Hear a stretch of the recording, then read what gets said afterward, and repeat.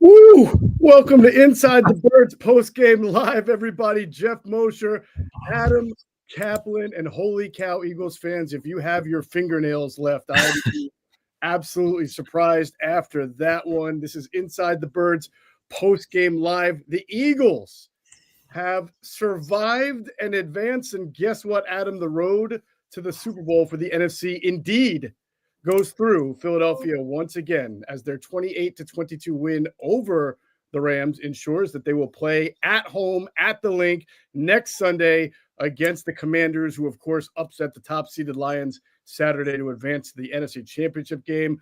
A whole lot to unpack, Adam. A lot of takeaways. Yeah. I can't even believe it got to be this close at the end, but it did. And the Eagles and Jalen Carter, of course, coming up with a huge play at the end. I had so many takeaways that I was going to go through with you, Adam, why the Eagles won the game. And then it started to change over the last. It's kind of like as a beat writer. The defense really did come up big when it absolutely needed it. Yeah, it's kind of like when you're a beat writer, you're doing a game story. Okay, you like to get your story written by the third quarter, like covering the Miracle on Meadowlands 2 in 2010. At MetLife, I had already, for Fox Sports, I already wrote the story. Then everything changed, so you just never know what's going to happen. But the first takeaway is the weather was a major factor. It wasn't in the first quarter because there was no snow. Right. Isaiah Rodgers slipped on the kickoff, but both quarterbacks were throwing the ball well. They were moving the ball well. There were 20 points scored in the first quarter. Then the snow started coming in the second quarter, into the third, into the fourth. So you didn't really know which way it was going to go. Guys were slipping. The Rams had 2 critical turnovers. The Eagles did not. That's a big factor. But the bottom line is, you said at the top, this is the ultimate survive and advance. Blood and guts game. This is like somehow, some way, somebody's got to make a play. And Breadman Jalen Carter, number 98, was just really incredible. I mean, I don't know what else to tell you. He's their best player, by the way. He's their best player. AJ is the best player on offense, but the best player on the football team is 98. Yep. Don't let the stats fool you. His tape is ridiculously great. We talk about this guy every week. He's relentless. He's incredible. He's incredibly strong. He's a home wrecker. He makes other players around him better. Guy's a phenomenal football player. He is by far the MVP of this game. Not even close. Yeah. Oh, he was the disruptor from start to finish. He tipped the pass. Remember? He also tipped a swing pass that was really big. He's been disruptive all year long. And on a day where, in a game where we didn't hear the name Milton Williams a whole lot, we heard Josh Sweat once in a while. He made 1 or 2 big plays. We heard Nolan Smith once or twice made a big play. But in general, where you didn't get as much from your interior, Jalen Carter was phenomenal. And this was all because the Eagles defense, again, clamped down when it needed to. They were a little loose on that, obviously, second to last drive, and then it made it close. But, Adam, when I look at a takeaway for this game and where it was won and lost, you have to go to the end of the third and the first few minutes of the fourth quarter. We talked about before the game, the team, once the weather became a factor, the team that secured the ball and the team that had the better ball carriers were going to win. Saquon has not fumbled much this year. Jalen Hurts has not fumbled very much this year. Kyren Williams has a couple of fumbles. He's been known to put the ball on the carpet, and he absolutely did that at the worst moment you could do that. And then if you look at 3 drives, you had a drop pass by Nakua. You had the Kyren Williams fumble. And then on the next drive, you had the Stafford getting sacked there to really help. Then the Eagles went up ahead 2 touchdowns on the Barkley touchdown. When you look at how this game was won and lost, right then and there, that is where the Eagles took control of the game. Yeah, they did. And obviously the MVP of offense was Barkley. This is ridiculous. He has touchdown runs of 70, 72 in the first game. 62 and what was the other one? What was the other long run? What was it? 78. Yep. That's just, I don't know. This is incredible. But Carter is just, I don't think we have a good enough appreciation of how good Jalen Carter is and how talented he is. Mm-hmm. But sometimes you might be born with a lot of talent. It's what you do with it. And he's just an incredible competitor and football player. And Nolan Smith, by the way, had a critical sack. That was a huge play. He seemed to be quiet before that. That was a great play. He is relentless, by the way. He had a big play. You mentioned Sweat's play. Mm-hmm. Now there's we'll get to the offense later. There's some issues on protection and decision making, all that. But on the bottom line, as you said at the top here, they didn't turn the ball over, considering the conditions in the second half were really bad in the third quarter. And somehow, some way, they didn't turn it over. It's pretty good. Yeah, I think that that's the key to the game. You can't give away possessions in a game like this. And even with the safety, as bad as it was at the time, giving them two and punting the ball back, the fact that for the most part, for the most game, they were clean with the ball compared to the other team, that's going to win you a lot of games. That's what's won the Eagles a bunch of games already. Now, I was going to feel really bad because I have a friend, a good friend who's an Eagles fan, and I was texting back and forth with him, and he just texted me that he needs to go see a doctor after this one. I had told him when Saquon scored that touchdown, I said, don't worry, because Elliott misses the PAT, and I said, don't worry. The Rams aren't getting 14 points. I said the Rams aren't getting 13. They're not getting – I mean, they couldn't move the ball. I had no idea that suddenly they were going to find something in the passing game to be able – obviously, the Eagles were down and hurting a corner, but that wasn't just it. I mean, the Rams all of a sudden found something. Our friend AJ Jones in the comments, she's been a long-time listener of Inside the Bird. She said she needed a couple of gummies to get through this one. Listen, folks, we get it. We get it. From a sports reporter standpoint, really these are the games that in the past we would have said this is what Control-Alt-Delete was meant for, because my entire story, at least 70% of it, would have been hacked to shreds. So yeah. Hey, listen, it's a nail biter. You're going to have these in the playoffs. And the big thing is the Eagles have issues, Adam. We'll talk about this in this game. The pass game issues from all the season and from the season and the wild card win over the Packers haven't gone away. You can blame the snow. I don't really blame the snow. I just think in general they have pass game issues when defenses decide to line up and come after them. But I will say this. This was not a very clean game for everybody on the offense, not named Saquon Barkley. This was an unclean game for the offensive line at times, not just the quarterback. A.J. Brown had drops. You can question some of the play calls. This was not a crisp and very fluid offense, and there were just too many mistakes. And I get that the weather played a role, did for both teams, but you expect more from this team. Yeah, Hurts actually made some great throws in the game. A.J. Brown drops two. Now, the one he threw over the middle, you got to think he was worried about getting hit. I get that. That was he should have had it, but he stopped. Then obviously the 9 route down the sideline, you got to make that catch. I mean, it's in his hands. It's right there. You got to catch it. I know AJ was struggling. Talked to people who were at the game. He didn't look right for people who were there. I mean, he did what he can. He's trying. He's really trying. That's certainly a problem. I was talking to a coach from another team who texted me. We were texting for like half an hour. He goes, Hurts knows who's his outlet or his hot route on the safety. He goes, that's on Hurts. He goes, trust me, he had enough time. I'm like, this guy's speaking like a coach, so I'm not going to argue with him. I'm like, oh, I get it. Ball's got to get out. But they also, as you said, there were some sacks were clearly not on Hurts, where they gave way too much pressure. Mm-hmm. You're right. And by the way, they had Greg. I was looking at Greg's notes this morning. Greg said they had some really bad time and communication problems. The offensive line did against Green Bay, and they had some here. You're right. I'm glad you brought that up. That's an issue. That's got to be cleaned up. Washington comes in here. I know Washington doesn't have the greatest defense in the world, but you know what? They did a good job when they had to.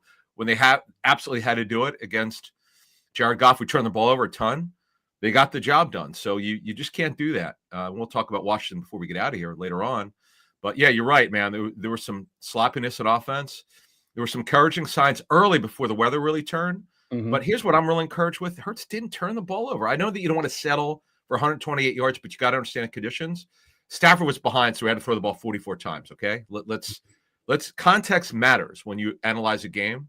Mm-hmm. And I can make up – you could take any numbers you want and spin them in any way you want. Stafford had to throw the ball because they were behind for almost the entire game. Whereas the Eagles were able to play ball control when they wanted. They tried to throw the ball, by the way. They tried. And then they had mistakes. And by the way, I'm sure folks in the comments saw the false start with Lane, or they saw the play that was called on it. I didn't see him flinch or move. Well, the second replay showed him move. The first one, I don't know if you called the second angle. I didn't see it. Okay, I didn't see the second replay. Got it. Okay. Yeah, because I was like you. The first one I said they must have called the wrong guy. Yeah, I don't know where they saw. And they showed it again, and they saw him move.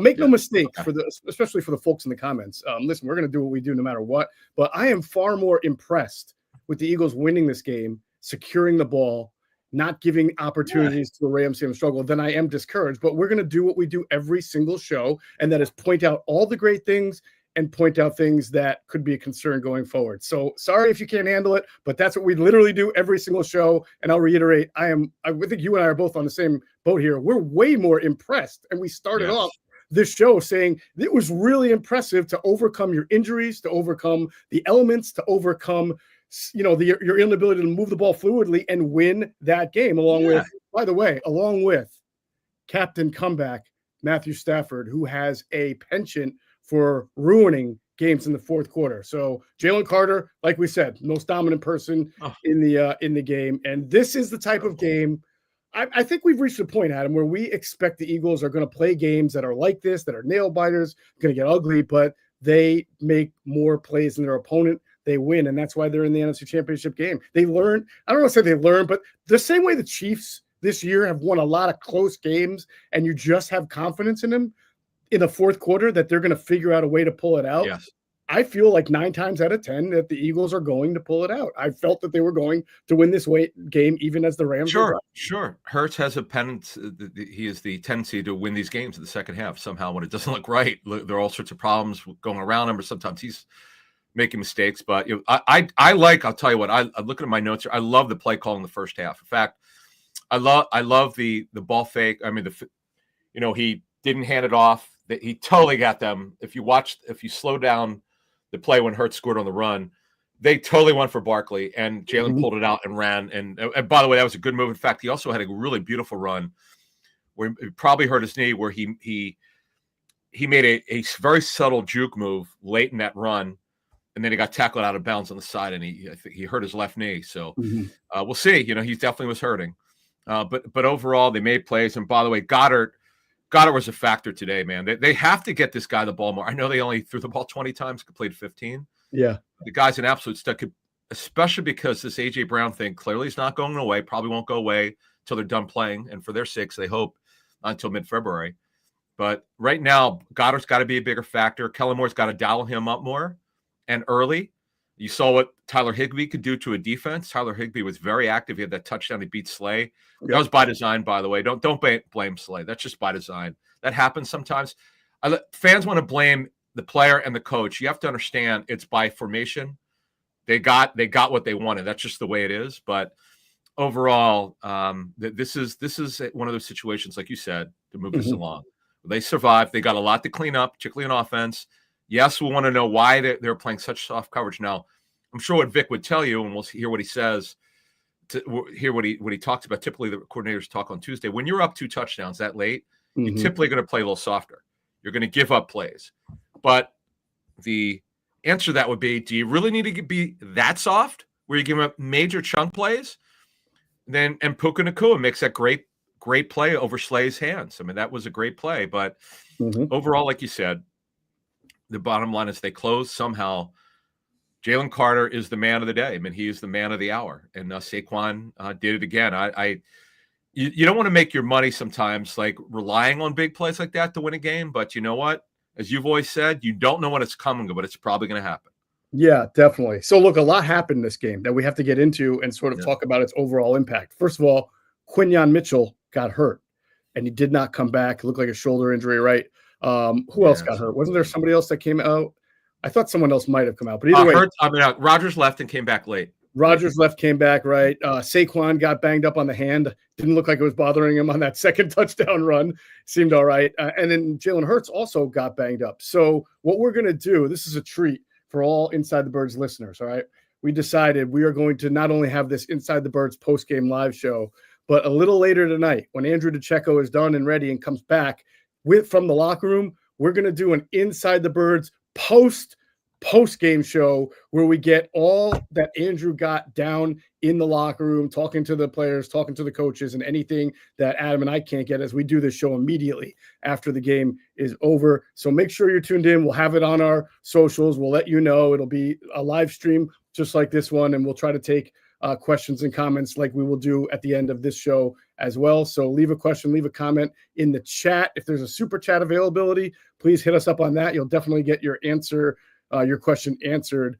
And we're just really excited to bring, another post-game show tonight because this was such a pivotal victory. And Adam, as we look forward, as we analyze the game, I don't think you can understate how significant it is for the Eagles to be at home next week, because you mentioned this in a sort of bonus podcast we did this morning, and I had forgotten about it. And it is an amazing fact that the Eagles have not gotten onto an airplane since the last time they had played the Rams, which was over Thanksgiving week, correct?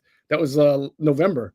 November 23rd is the last time they flew. It's crazy. Yeah. So that's great. They don't have to go to Detroit. They don't have to brave the Lions crowd. They get to be home. They're playing an opponent they're at least familiar with.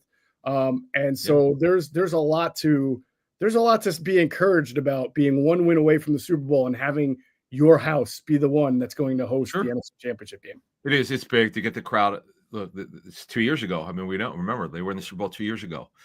They know what it's like. They know what it's like to be in this environment. That's what you like. You draw on experience. When the cool thing is the young guys get a chance to do it. Obviously, the Quinyon Mitchell injury is very concerning. He wasn't ruled out immediately, which it doesn't mean that he's going to be back next week. But the bottom line is that he never came back, so that's a concern. Rodgers did come back late. If you saw 34, he got beat on a couple plays there. We know what he said in the chat on Patreon that. Carl, thanks for that $10. Yeah, wow, that's really nice of Carl. I mean, he's already a Patreon member. Really appreciate that, Carl. Thank you. But what you like is that they were kind of resilient defensively. Because the Rams are very aggressive early. Because it was kind of like because they saw the weather was actually fine the first quarter, though it was a little bit slippery. It was fine, and I see coaches do this from time to time when they know snow's coming. They want to get the passing game going before it turns, and boy, did it turn the second half. But yeah, so with Washington coming in, and I'm sure the Eagles haven't forgotten about how Washington was celebrating a little bit from that game. That was an incredible game the last time, and they're going to have to bring it. I mean, they're good because Jaden Daniels has shown he can win a big game on the road. That was absolutely incredible what he did last night. I cannot believe that he didn't get sacked. That's scary. Scary Terry's coming in. We know about his history against the Eagles. There's a lot to unpack, as we will during the week. But overall, the character of this football team is very important.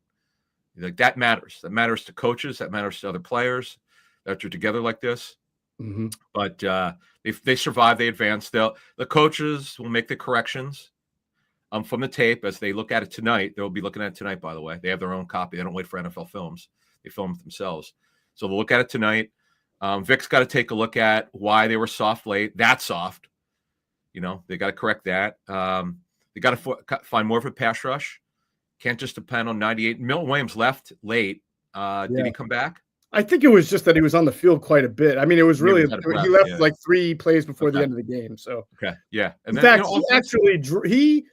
I gotta give him credit since you mentioned it. I was going to try to save it, but I probably would have forgotten. Sure. That false start that put the Rams in a 3rd and long, they hadn't snapped the butt. Like the referees didn't call it until Milton Williams jumped off sides, which I believe he did on purpose because he noticed Dotson, the right guard, false start, and he went over to make the referees call it because the ball hadn't been snapped yet. It's a good point. Smart play. It's because Kevin Dotson's wearing the what's that helmet? What's the thing called? I can't. The special helmet. Concussion helmet. Yeah. So he's wearing that, so you can see him. He's number 69. Kevin Dotson, who formerly the Steelers. But I just thought, and by the way, they're disciplined. I'm going to check the number of penalties. It seems like the lane one, as you said, the second replay showed it.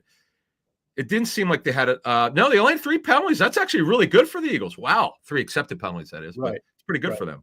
Yeah, the Guardian cap as Just Cause. Guardian. Yeah, thank you. Thank you, Just Cause. Appreciate it. Yeah, couldn't remember. Yeah. So let's talk a little bit about the offense. I had a couple of observations schematically, and again, I want to just really thank to Carl for the $10 tip on the super chat. Anybody else does that, I guarantee you we will answer your question or show your comment. And then likewise, it helps us bring more people onto our platform, like Greg Cosell and Quentin Michael, Jason Avant, everybody that people love that are associated with Inside the Bird. So thank you all very much. And then I'm going to say this on offense. Okay. Offensively. Yeah. I thought the Eagles had an interesting plan of mixing 11 and 12 personnel. We'll see. Last game against the Packers, they came out in there. We do this thing where we come out first drive, 12 personnel, even threw Carrie Blasingame onto the field, played some 21, and then they went straight to 11 personnel for almost the rest of the game. This game, far more mixed. And what that did for them was give them a little extra beef, I think, to run because they knew with the inclement weather. Oh, Kevin Weber with a $20 tip. Thank you. Nice. Again, another great Patreon member who's giving a tip. Thank you, Kev.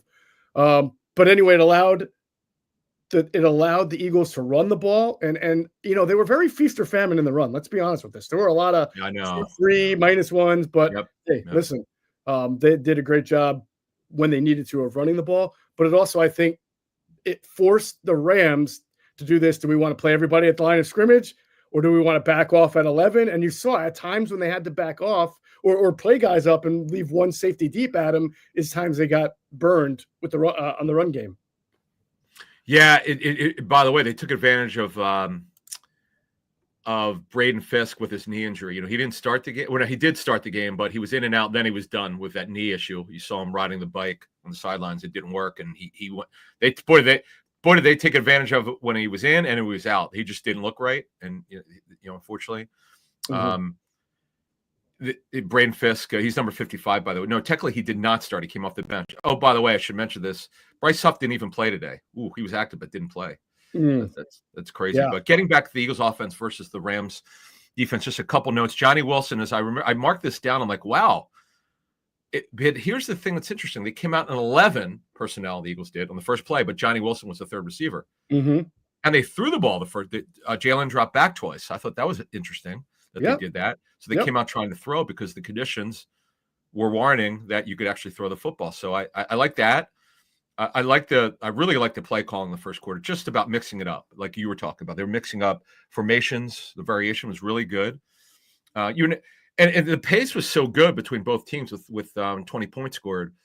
I was like, okay, at some point this is going to slow down a little bit, and it did until the Rams got desperate. They had to move the football. Obviously, the turnover, the big fumble recovery, that was major. That was the game. That was really the game changer because the Rams looked like they were knocking on the door again, but.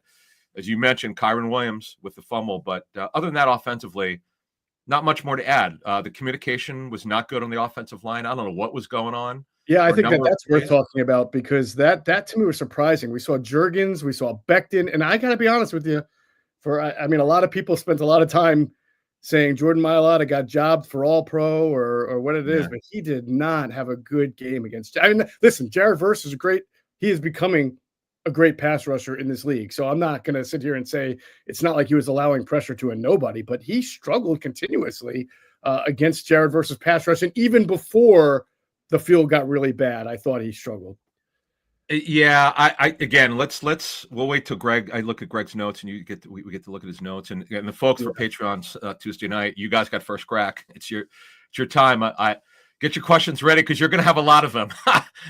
Now, I get it was snowy, okay? So you got to be careful because you don't know what their footing was like. It looked terrible once the second quarter started because remember, it was raining prior to the game. The field was off. We know it's a heated field, but it doesn't make it less slick. Right. So you saw the opening kickoff, Roger slipped. So I was like, oh, boy, here we go. This could be a problem. There was some slippage by both teams. But offensively, so my final takeaways would be, my notes here. Communication, offensive line, question mark, an issue again. So we got to look into that. A.J. Brown's left knee, clearly a problem. I was told during warmups he didn't look right. He's given everything he can. Credit to him for competing. You can't have those drops. The one over the middle I get because you could get nailed. I get it. Jalen threw it out there for him to go get it. But as a receiver, you can get hit.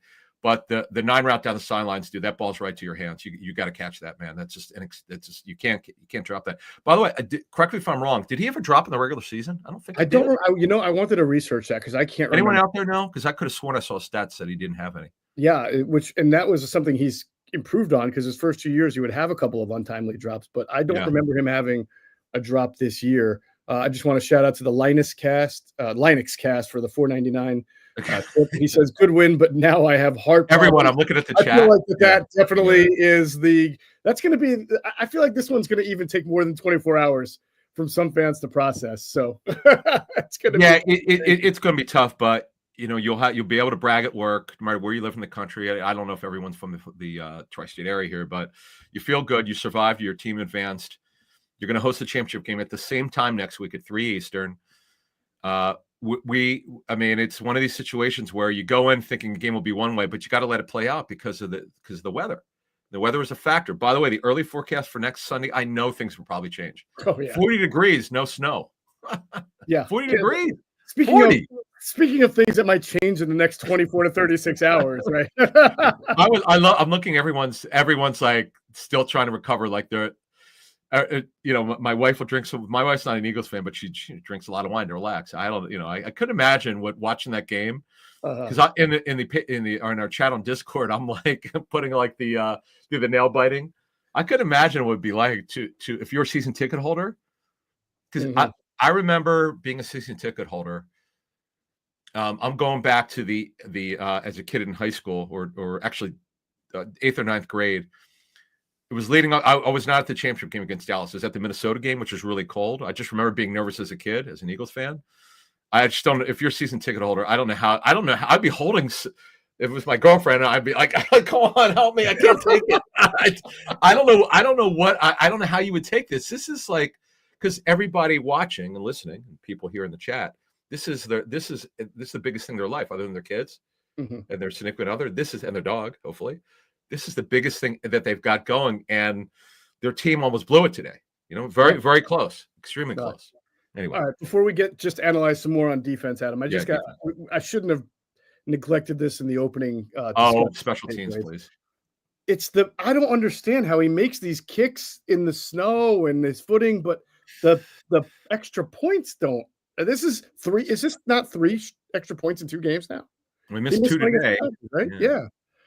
That's just not good. I don't understand it. Now, what's interesting is I texted you when they passed up kicking the. How long was that field goal that they went for? 57 yards last week that they passed. No, right. But this one, they clearly could have gone for it, and they decided they did. But I give them some credit. They went for it. We should have talked about that in the offense. That was a really beautiful call and a nice throw from Jalen Hurts and a catch by A.J. Brown to convert that 4th down and set up that field goal. That was really, when you look back on it, that will be one of the plays that really probably went masquerade or not talked about, but was very important in the game.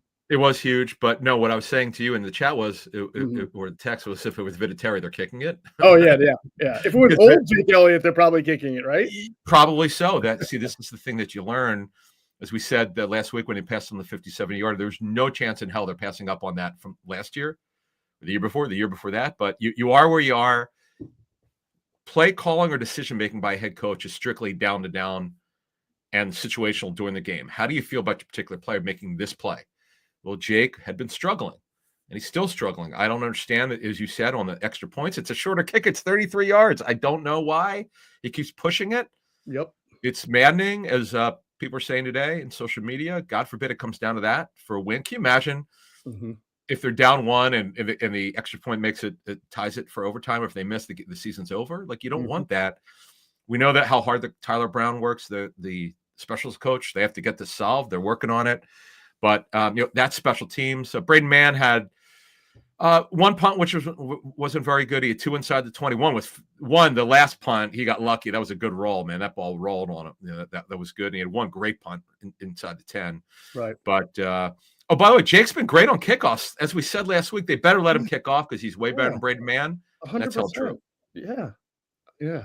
So Carl, who was kind enough to give us a big tip, I had the same thought that he did. This felt like Atlanta from 2017. I think he meant all over again, coming down to that last drive. The ball goes off Julio Jones's hands, and then everybody, could breathe a sigh of relief, but it almost felt like a heart attack leading up to that moment. So yes, Carl, I'm sure a lot of people, I know some people were texting me saying the same thing about this is going to be Atlanta. But hey, they won the Atlanta game too. Yeah. So maybe that portends a good thing.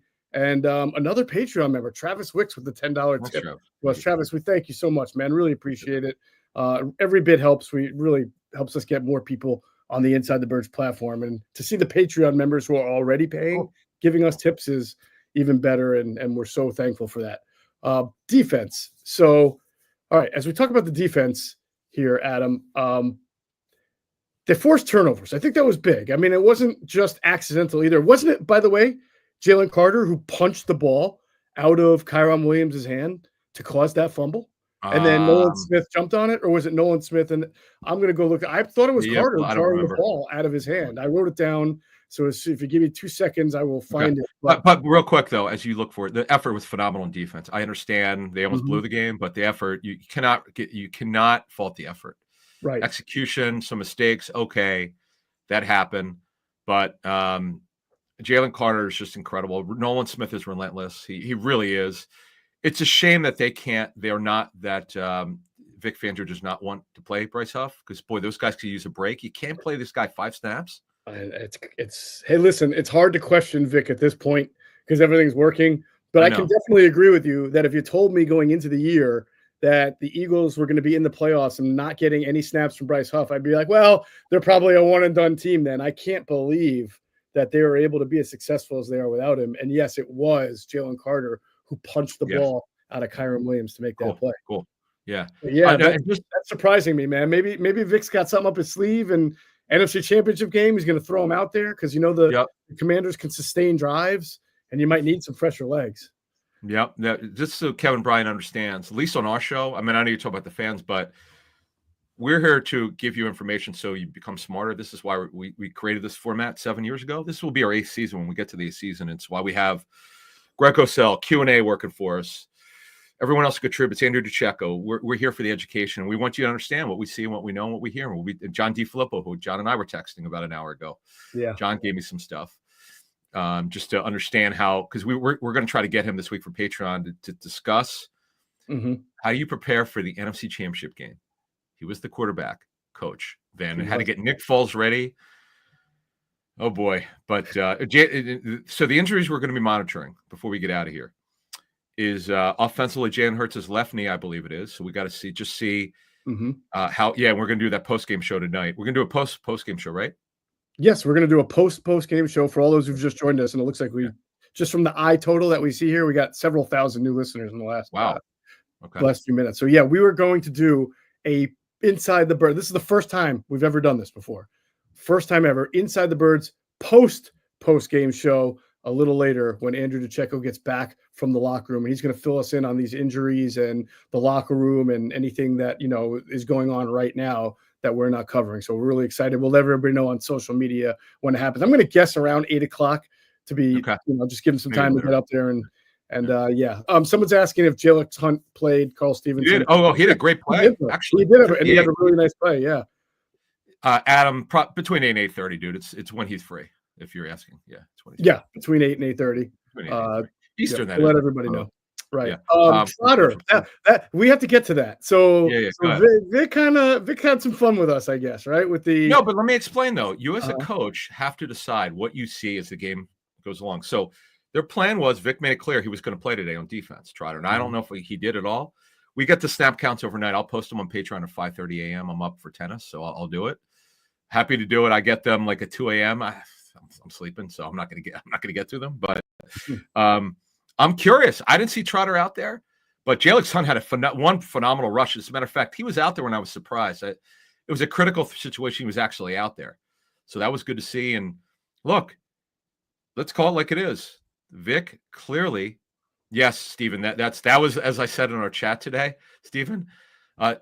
Burks' best plays in Eagle was that deflection. 1,000%. You nailed it, dude. I said that. I said that's his best play as an Eagle, not even close. But coaches will tell you by what they do. You don't have to guess. He didn't want Trotter out there. Right. Burks, he felt more comfortable with. Now, why that is, I don't know why. I can't tell you why. Thank you, Holly, for that $4.99. Really appreciate that. Thank you. I don't know why. Other than Trot Jr. is very small. He's a smaller guy, and he's inexperienced. But Burks, you'll see it. You could see it off TV copy. In fact, on Fios, I have a great remote. I have a great slow motion.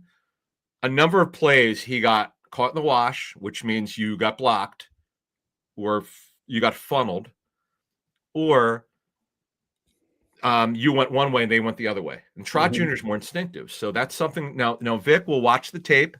And he'll have to make a decision who he wants out there. But I don't think he lied to us. I think he basically said, you know what? Or he could have changed his mind based on walkthrough or some late adjustments. By the way, here's a nugget for you. Belichick on Sunday mornings, coach used to work for him, told me he would actually make significant changes sometimes the game plans on Sunday morning. Mm-hmm. It's based on, it could have been weather. By the way, it could have been weather. Who the hell knows? Right. But by the way, the media will have Vic on Tuesday. You know they're going to ask him that. They better. Sure. That's a I great imagine question. will. I was bummed. I was like, man, with the runs they were giving up to Kyron Williams. Now next week, Brian Robinson, who's had some success against the Eagles, he didn't have a great season. Eckler looked great last night. I know you pointed out in our mini pregame show, which we did a couple hours before the game. He looked great. Mm-hmm. Now they're not going to have Sam Cosmi. Let's move on here. Sam Cosmi tore his ACL. Yeah. Trent Scott, who's a pure journeyman. The Panthers didn't want him back. Steelers didn't want him back. He did a great job last night on short notice, but now he's got to block this defensive line. Good luck to you. Yeah, that's a tough loss for them, man, especially to make it this far and lose their best offensive lineman. Again, thank you, Holly First 66 for the $4.99 tip. Really appreciate it. You can hit the super chat. We got a few minutes left to wrap this up, and man, we have a lot of people watching. Just by the way, real quick, Smile be happy. No, real tennis. I play at my tennis club. No, I'm out of my mind, but it gets my blood boiling and my moving, and I'm up at 4:45. But yeah, I love I'm guessing that you don't even know what a Wii is or how to use a Wii. Correct? I know what it is. I used to play Nintendo. I mean, I knew you know what it is, but have you ever used one? Years ago, yeah. It's handheld, is it not? It's everything like a video controller, right? Yeah. It's got a yeah. But anyway, getting back to this. So let me throw this back to you before we close here. What are your concerns going forward? Let's sum them up, top 5, and we'll give we know what the positives are. They're obvious, but let's give some things to look at next week. This is stuff we're going to get into this week. Off the top of your head, go ahead. Elliott. So Saquon Barkley clearly has something going on against the Rams, right? I think he's the NFL's 5th leading rusher just against the Rams.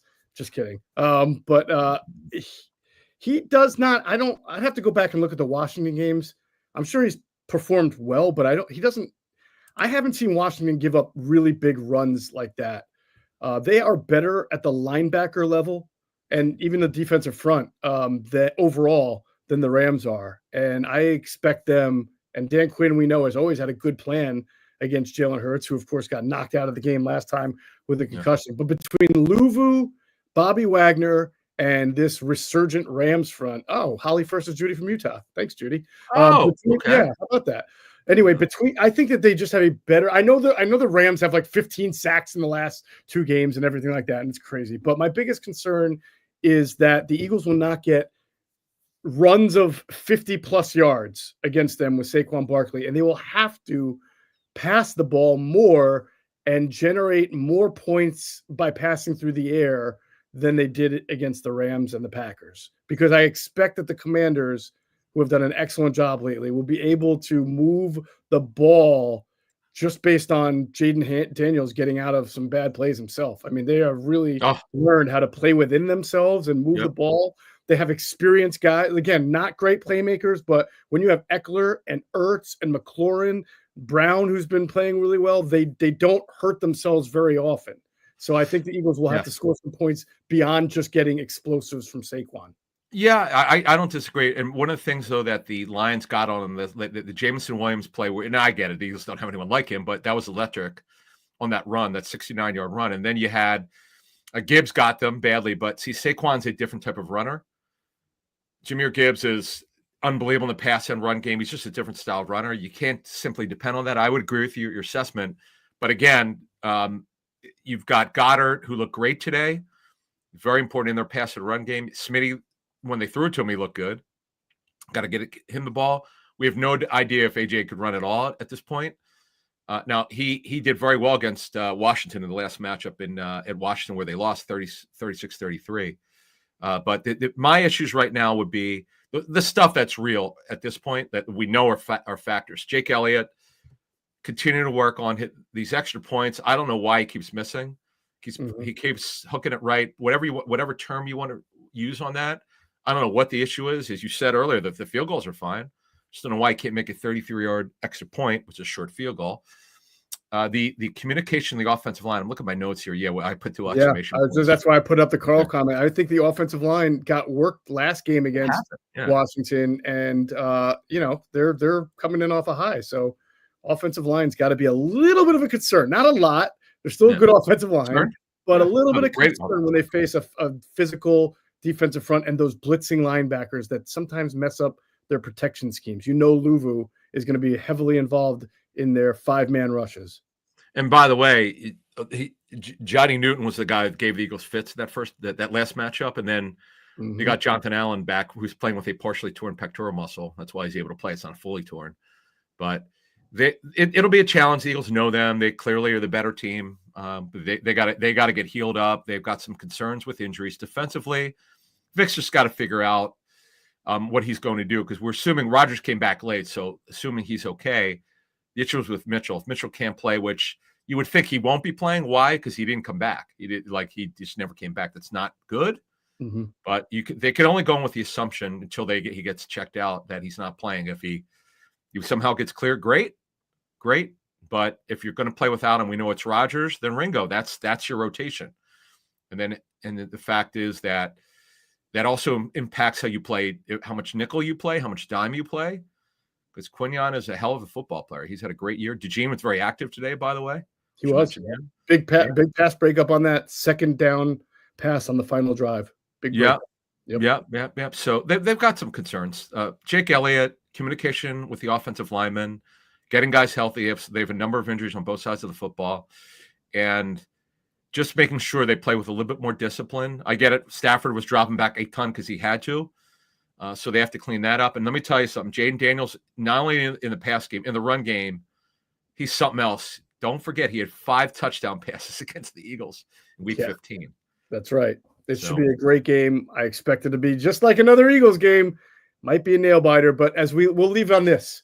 Take solace, Eagles fans, that Jaden Daniels would have to overcome a major historical precedent to win that game, because no rookie in the Super Bowl era has ever advanced to the Super Bowl. There have been 5 to play for a conference championship. I'm going to try to remember off my head. It was Ben Roethlisberger. The last one was 2 years ago, Brock Purdy against the Eagles, Mark Sanchez, Sean King for Tampa Bay. That's true. And, man, I'm missing the 5th. Who is the 5th?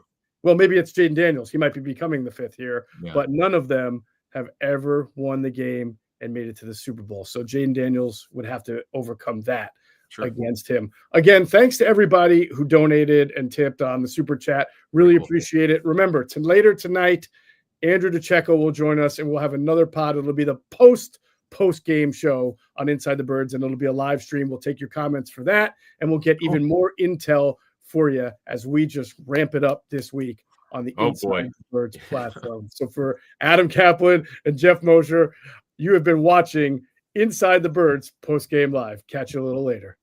See you guys.